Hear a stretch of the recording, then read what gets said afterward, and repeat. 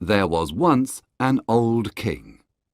He had no son to be king when he died. His people were very worried. "Who will be the next king?" they asked. But before the king died, he revealed a secret. His only daughter, the princess, had a child. In secret, she married an ordinary man, and they had a son.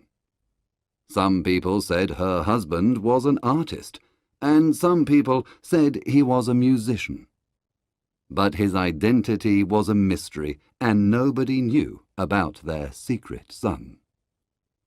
When the baby was a week old, some men took him while his mother was sleeping. The princess died immediately. Some people said for sadness. Other people said someone gave her poison in a cup of wine. The men left the baby with a very poor family. This poor family lived in the forest, and the boy became a shepherd. He looked after goats all day. The old king made an important decision. "The boy must be the new king when I die," he said. He sent his servants into the forest. "Find the boy and bring him here." The servants found the boy and brought him to the palace. When the boy arrived, he was very happy. He immediately fell in love with all the beautiful things around him. He took off his old leather tunic and put on his fine new clothes. Then he began to explore the castle. He ran from room to room, admiring all the beautiful statues, paintings, and jewels in the palace. The people of the city talked about him. "The young king spends all his time admiring statues," they said. "Beauty and art are the most important things for him."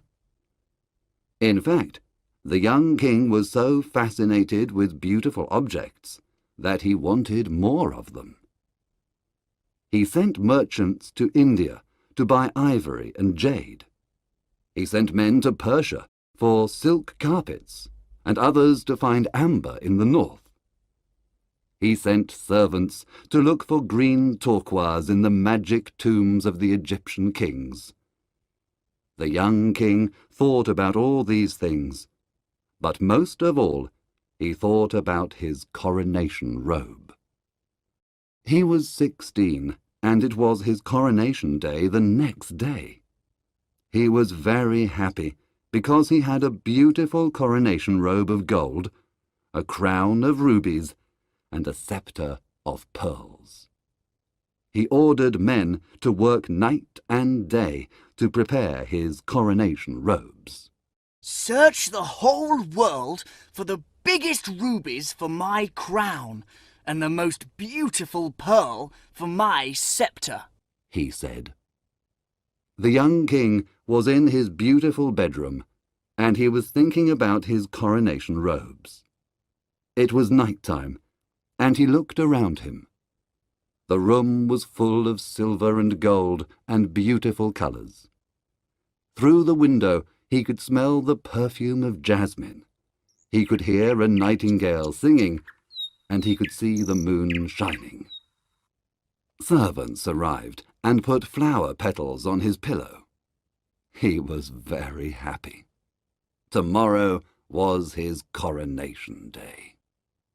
He played beautiful music on his lute, and at midnight he closed his eyes and went to sleep. That night, the young king had a dream. The dreams. This was the young king's dream. He is in a horrible, dark building. There is a terrible smell. The small windows have bars, and not much sunlight can enter. But in the poor light, the young king sees lots of people working. They are making cloth. They are very thin.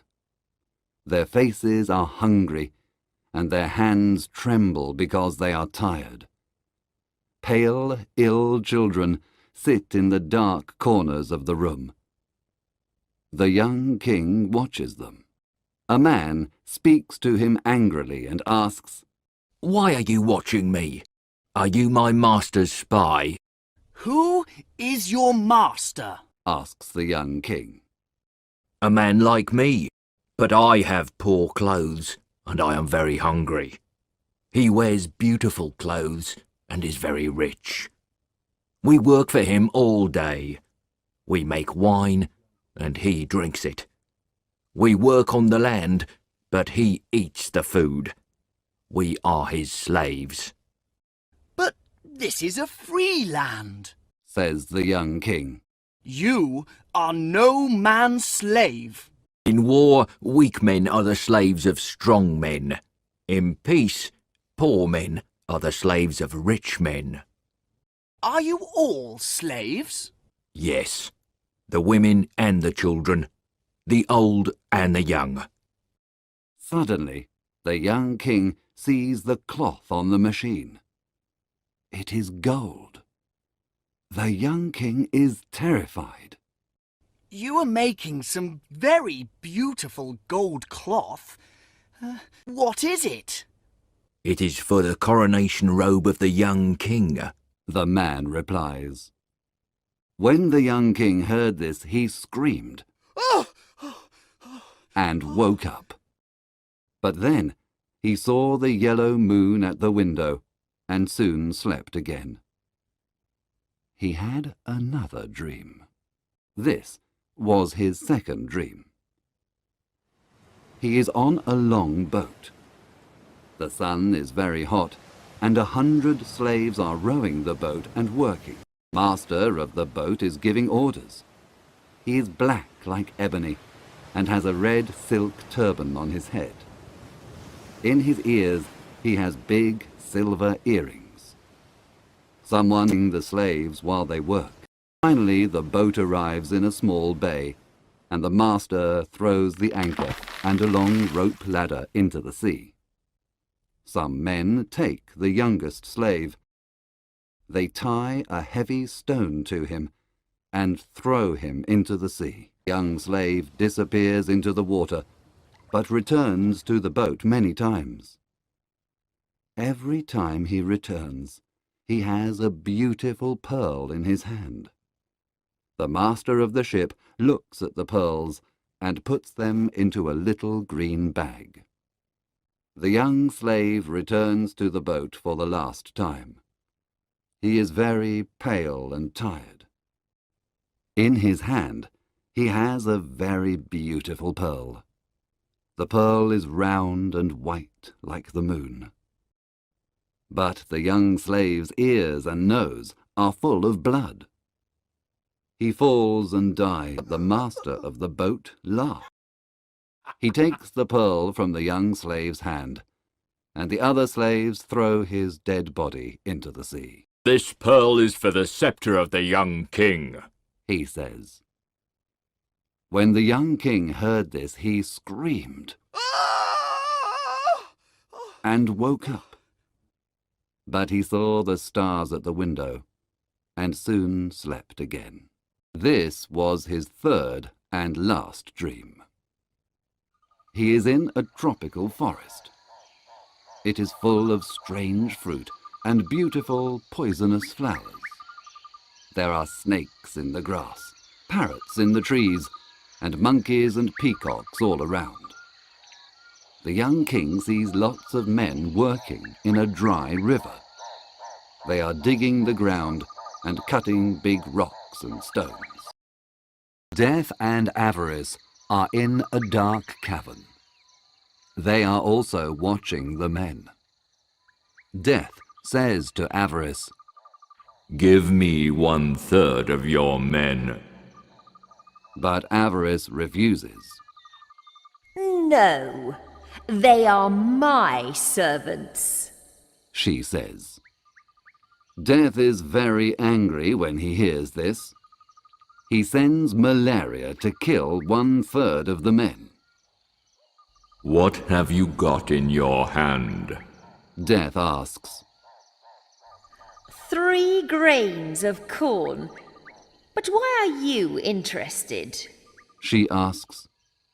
Death says, Give me 1 grain of corn to plant in my garden.